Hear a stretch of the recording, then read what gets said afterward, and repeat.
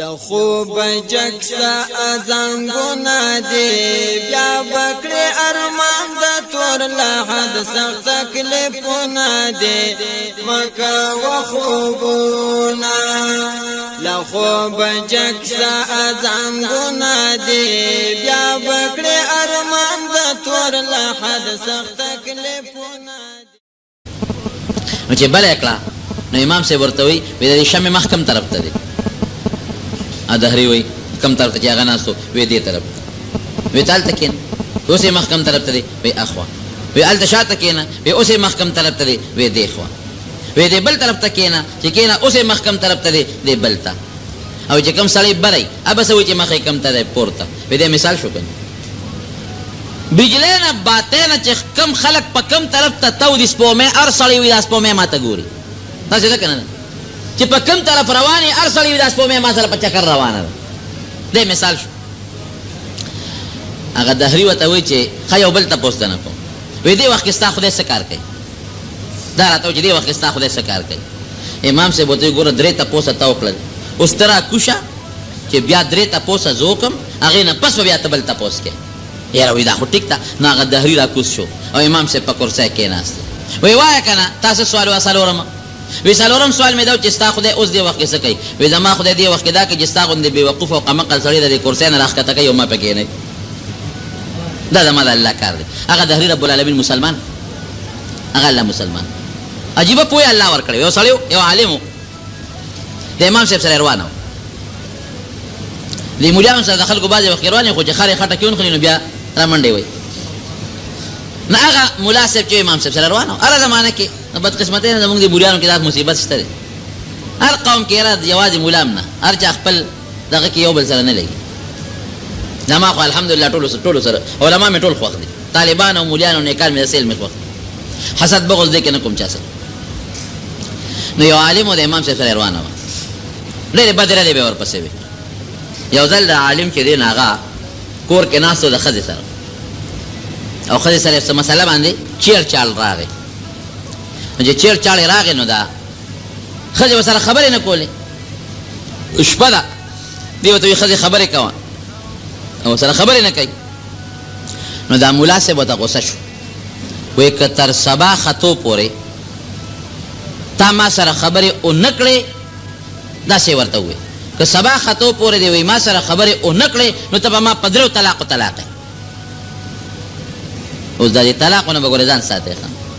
طلاق لفظ الله ته مسلمانو ساتي خځې سره اسې روانه کا روانه نی نو یو ډب دوه وله ورکه خیر دی د کوټې روانه ورسره جوړه کا خو داسې مستقل طلاق لفظ استعمالول دا ډېره ابغض المباحات مباح دي په بعضې حالاتو کې خو د الله نه دي خوښ ځان به ترې ساتئ سړي خولې نه خو الفاظ وختل که سبا خطو پورې د ما سره خبرې ونه کړې نو به ما په درېو طلاق او درې طلاقه لفظ یې ووایې ظالم یو طلاق چې سړی وکړي نو گنجائش کېدی شي چې یا ښځې دا خو سبا خطو والا ده د خدای ظالمې او که سبا راوخته نو ته به طلاقه شي او داسې طلاق چې درې مې ویلي دي ګورئ نو بیا به څه کوې ماشومان بچي دي دې ځره به څه کوې شا به خبرې شروع کړه خو ښځه ورته په لاسونه اشارې کوي ښځې له هم خړه پوخ کړی دی خړې والا پوخ کړی دی خړې نه وي پوخ خبرې به یې کړی وي که نه بس هغې هم پړه کې سوچ کړی چې خدای دې ستا بیخ او بنیاد وباسي خو چې سبا راوخېږي د نه خو خلاصه شم که نه اشارې ورته کوي دې ورته اخر منتونه هم کوه پخپو م ورته پرېوځه او صاحبه هر قسمه خواري زاري م کو چې سړی ګیر شي بیا څه کوي ګیر دی غریب منتونه هم کوه زاري م کو چې د خدای خاطر وکړه اوس دا سبا که راوخېږي دا ماشومان به دې څه کوي ته به څه کوې او ته په لاسو اشارې کوي چې زما خدای مل دی او تا دې خدای تباه و برباد کړي چې تا نه خلاصه شم دې نه غټ جنت بل نشته واقعي بعضې خاوند ګورې جهنم یې جهنم بعضې ښځه دوزخ وي او بعضې خاوند دوزخ ښه اخلاق ښه شی بیا ورته مینت زاري کوه ښځې خولې ته ښه مضبوطه جننده والی چې خبرې بس سبا به خدای راوخېږي دله به خلاصه شم ده چې لکې سوچ کړی چې دا مسله خو بغیر د امام صاحب نه نه حل کېږي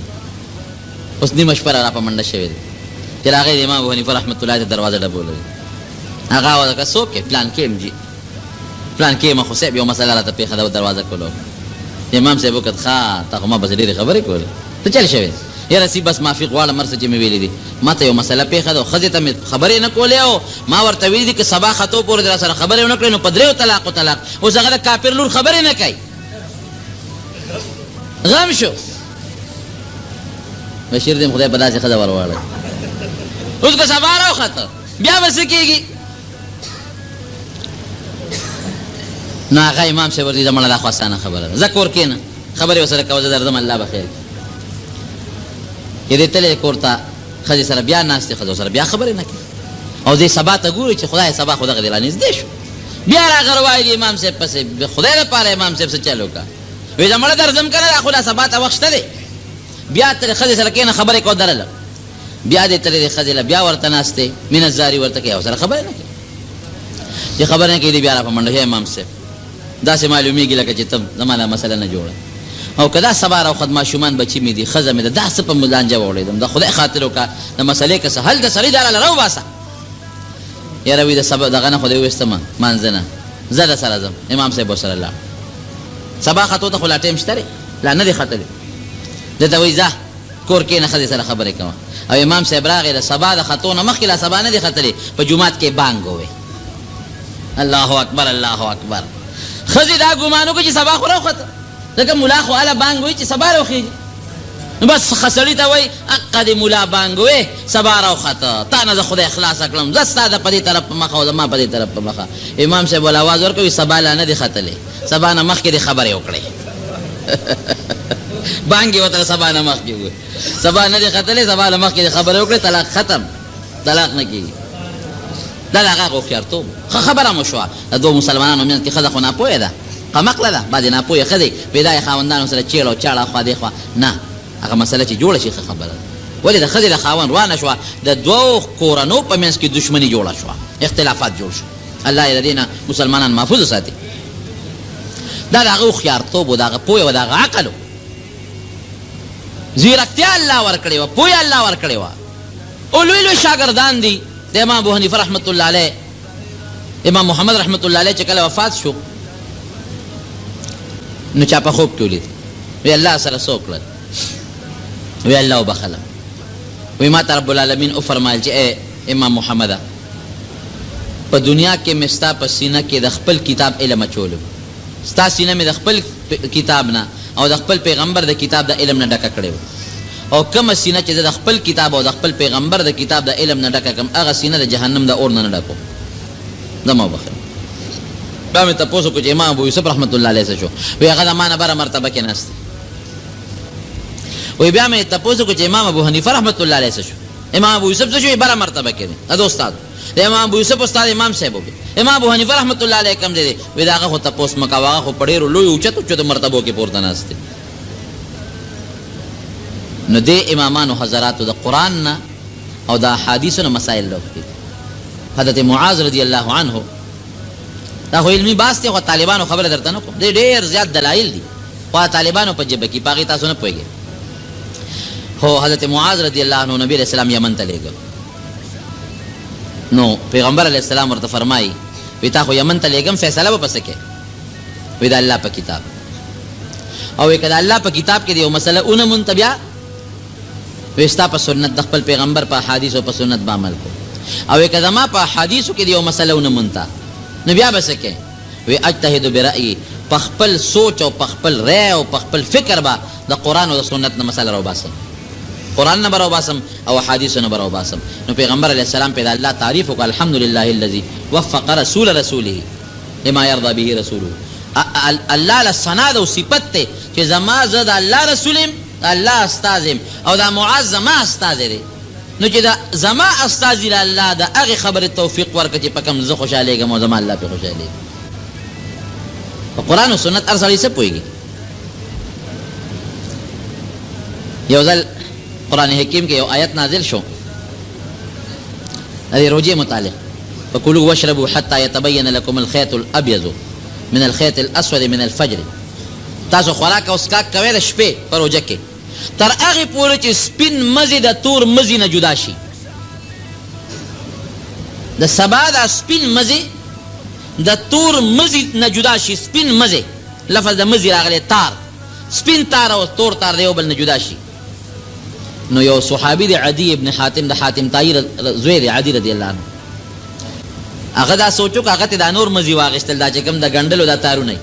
دا رسې دته واغشتي مراد یو سپینه رسې را واغشته او یو تور را واغشته او د بالغ لاندې کې خو نو چې کله به سبا رڼا شو هغه مزي به را واغشتل او داسې به ورته کتل نو چې تر څو به هغه یو بل نه هغه رڼا نه ولګېدلې نو سپین او تور خو چې رڼا ولګي نو پته لګي پته به نه ولګېدل نو لږ خوراک به یې کو نو بیا به هغه رسې راوچته کړې هغې ته به یې کتل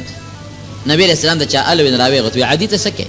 وی سید د بالغ لاندې مې دوه مزي خو دي یو تور دی یو سپین دی هغې ته ګورم چې کله پکې هغه توروالی او سپینوالی راته معلوم شي نو رڼا راښکاره شي نو بس بیا خپل خوراک بند کړم د خدای بنده یا د خدای بنده دا مقصد نه دی د الله د آیات د هغې نه هغه تور او سپین مزي د دې اسمان د غاړې مراد دی دا ستا د ګنډلو تار ته نه دی مراد د اسمان په دې کناره کې دا سپین غوندې کرښه پیدا شي او د هغې نه مخکې توره کرښه نو چې دا توره کرښه لرې شي او د هغې نه پس دا سپینه کرښه د اسمان په دې غاړه کې راشي هغې پورې خوراک او څښاک کوئ چې دا راشي نو بیا به نه کوئ ګوره صحابه کرام د پیغمبر علیه السلام نږدې ملګري دي لیکن د قرآن په مفهوم او په مقصد په بعضې آیاتونه هغوی په خپله نه رسي دا یې د نبي علیه السلام نه تپوس کوي او پیغمبر علیه السلام رب العالمین رالیږلی دی لري وانزلنا الیک الذکر لتبین للناس ما نزل الیهم قرآن درته موږ نازل کړه صحابه به په دې قرآن ته پوهیږي دا د نبي علیه السلام په خپله صحابه کرامو له تعلیم ورکوي نو چې صحابه کرام په خپله هم دې ته محتاج دي چې موږ پیغمبر علیه السلام په قرآن پوهې کړي په خپله پرې نه پوهېږو او بیا احادیث داسې دي نو دې دپاره رب العالمین داسې نیکان او پرهیزګاران خلق پیدا کړی دی امامان ورته وایي ائمه ورته وایي مجتهدین ورته وایي چې هغې د قرآن نه د سنت نه دا مسلې راوباسي امت ته رسوي بعضې خلک یې که نه موږ د امام صاحب اتباع نه کوو امامان څه ته وایي بس د پیغمبر تابعداري کوو نو دیم دا امام چې درته کومه مسله ویلې ده او ته په دې مسله زه تاسو ته یو مثال درکړم زه درته یو مسله بیان کړم د دین او ته په هغې عمل وکړې دا تا زما تابعداري وکړه که دا د الله او د رسول تابعداري وکړه د الله او د رسول دا مسله خو درته بیان ما کړه خو د قرآن نه مې درته راوویسته که نه دا مسله خو درته ما بیان کړه خو د پیغمبر د حدیثو نه مې درته راوویسته نو که دا مسله زما خپله ګېډې نه جوړئ ما درته جوړه کړي د قرآن او سنت نه نه نو بیا زما تابعداري شوه او که دا مسله ما د قرآن او د سنت ته درته بیان کړي نو دا خو د قرآن او د سنت تابعداري شوه نو امامانو خو کور کې مشین نه لګولې چې مسلې یې پې جوړولې هغې خو د کپړې مشین نه لګولې هغې خو بل مشین نه لګولې دوی که دا مسایل موږ ته را رسولي دي دا هغه مسایل دي چې کوم مسایل د قرآن او سنت نه دوی رایستې دي نو د امام تابعداري دا د قرآن او د سنت تابعداري شو او یو بل مثال به هم درکړم هغې بازو سره یو لوی نیر تللی دی لوی نیر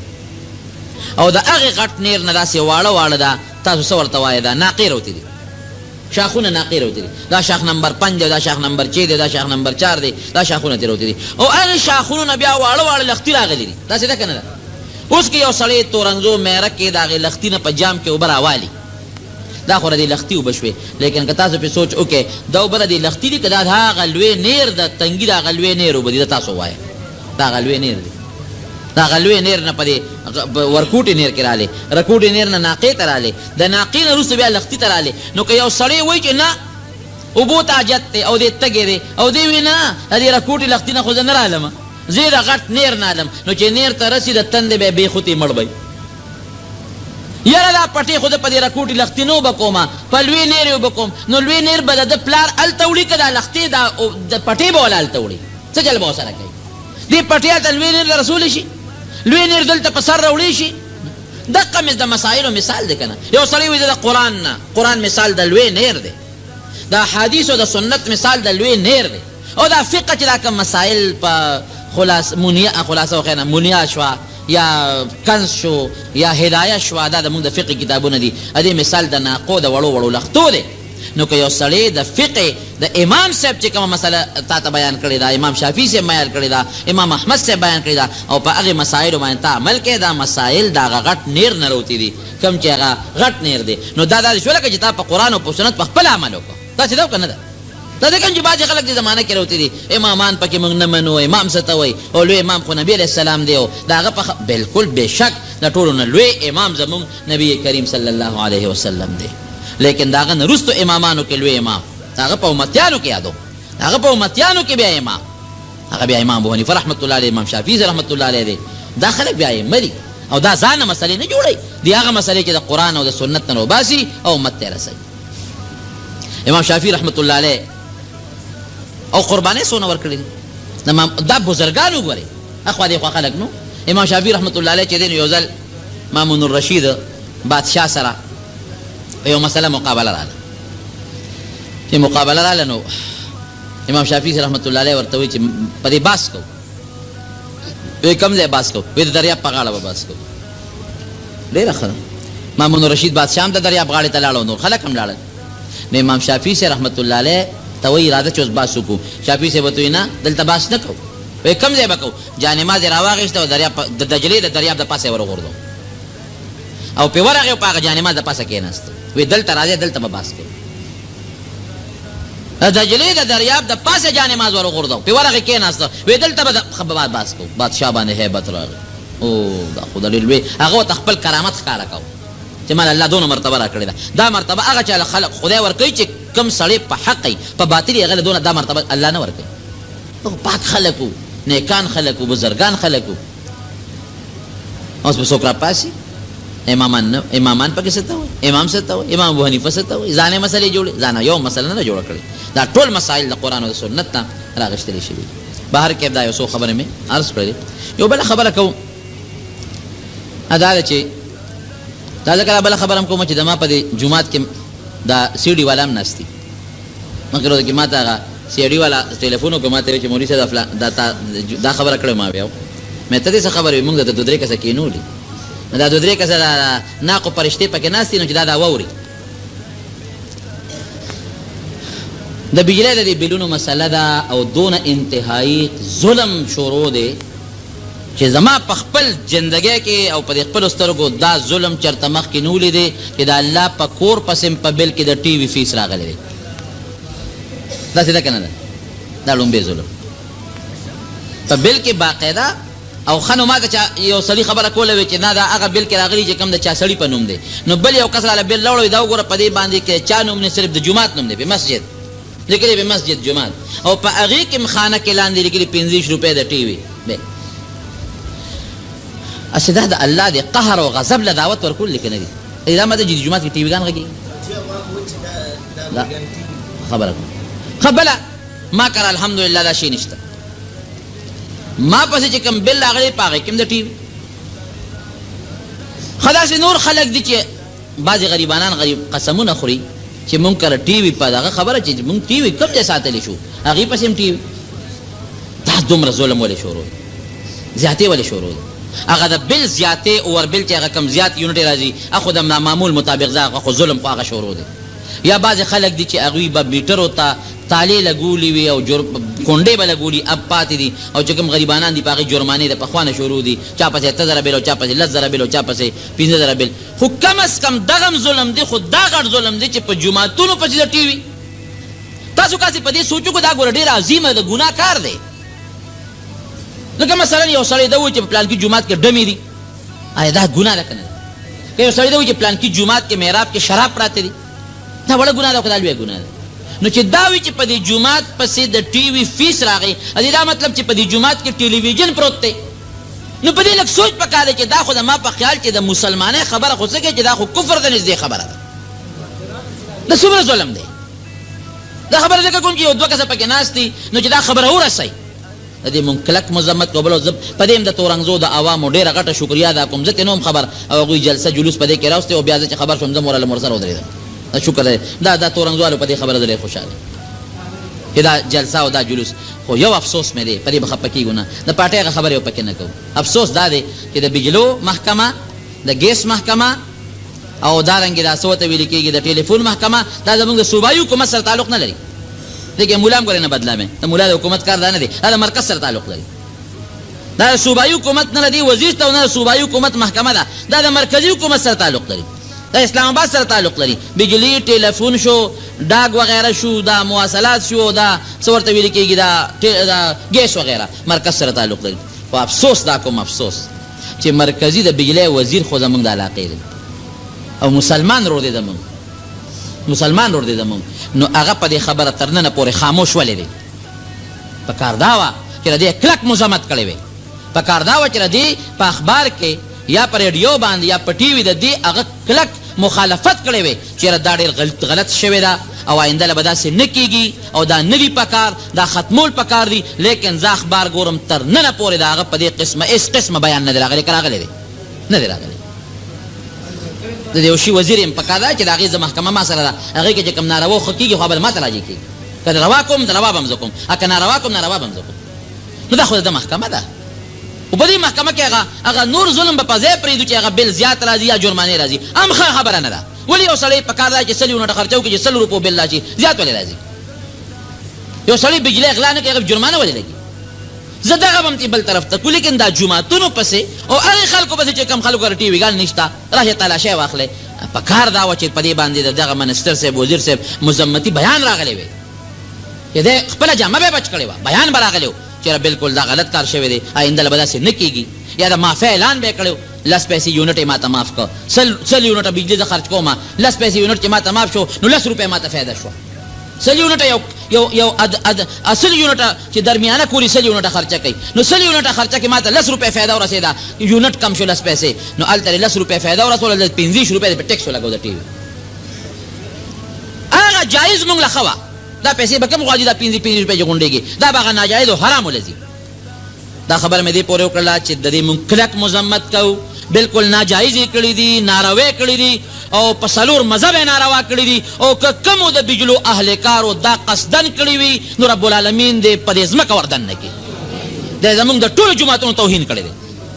دی د جوماتونو توهین کړی دا بې خونده بې غیرته خلک دی ولې دا دونه بې غیرتي کوي هر چا که دا ظلم کړی دی د جومات او قصدن مدن یاره که په غلطۍ شوي هغې کې مونږ چاته خیرې نه کوو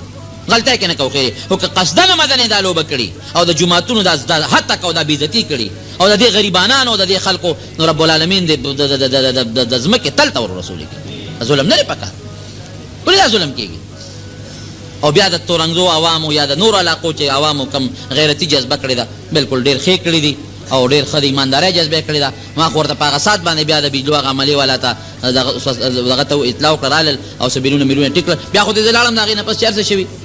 خو به هر کیف دا زمونږ د پاکستان دی زمونږ ملک دی زمونږ د مسلمانانو ملک دی د مسلمانانو وطن دی نو کم از کم د غیرت تقاضا او د ایمان او د اسلام تقاضا خو دا ده د جومات حتی کو بېعزتي خو نه ده پکار پارټي به دې په خپل ځای پرېږدو که جمعیت دی او که پیپل دی او که نیشنل دی او که بل دی او که بل دی خبره به اصل او حقیقت به کوو زما پارټۍ کې چې څه نقصان یې یقین وکړه هغه به هم زه وایم داسې خبره به نه کوو دا خو زمونږ مسلماني د پارټي به ته یو خوا کوو د مسلمانۍ تقاضا ده د هرې پارټۍ والا چې ظلم نه دی پکار او د بجلو وزیر لا بالکل مرکزی وزیر لا زمونږ د علاقې دی زمونږ مشر دی زمونږ رور دی مسلمان دی هغه له پکار دی چې فوراً د دې مذمتي بیان شایع کړي د دې خلاف چې دا غلط کار شوی دی د دې خلاف وکړي خو د پاکستان به کم ویاړي دغه عراق کې څه شو د غریبانان دغه مسلمانان چې کم پکې قتل شو تاسو نن په اخبار کې کتلي څونه ظلم پکې شروع دی لا دا وایي عراق ته فوج لیږو او صاحبه د پاکستان خوی به کم جمالي ستا وزیر اعظم هم دې صدر صاحب راوستی و د دوی سړی و چاړو پېژندنه چې دا سړی دې څوک او څوک نه دی په لیډرۍ کې چا نوم هم ناچولو دوی راوسته وزیر اعظم یې هغه صاحبه لر که چې لرې که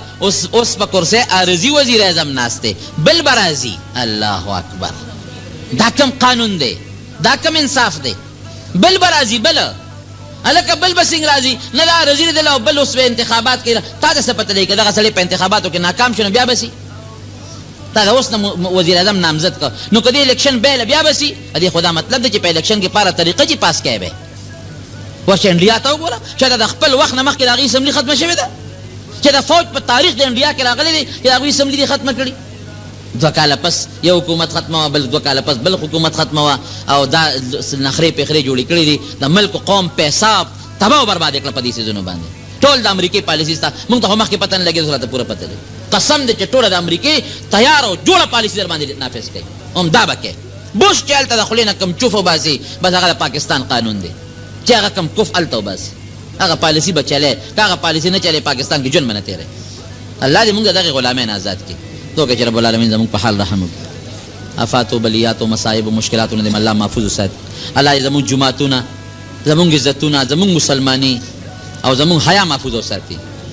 او چې څوک د دې حد تک کوي الله دې ورته مخکې هدایت نصیب کړي او که هدایت یې په قسمت کې نه الله دې تباه و برباد کړي رب العالمین زمونږ دا وطن دا مسلمانان محفوظ کړي، د عراق مسلمانان الله محفوظ کړي، د افغانستان مسلمانان الله محفوظ کړي، د فلسطین او د نورو مسلمانان الله محفوظ کړي. یا الله ټول مسلمانانو اتفاق او اتحاد نصیب کړي. الله صبر کافران دي الله تی مسلمانان کې، او که اسلام په قسمت کې نه رب العالمین په ذلول او تباہ برباد کړي. بعض دوستان دي هغه دعاګانې غوښتي دي جمعې په حاجتونه دي، څوک چې الله تعالی حاجتونه پوره کړي، چا چې دعا وغوښتله الله دې حاجتونه پوره کړي، څوک چې مریضان دي الله دې جوړ کړي، د چا دشمنۍ طرفګنۍ دي رب العالمین دې هغه په روغو بدل کړي.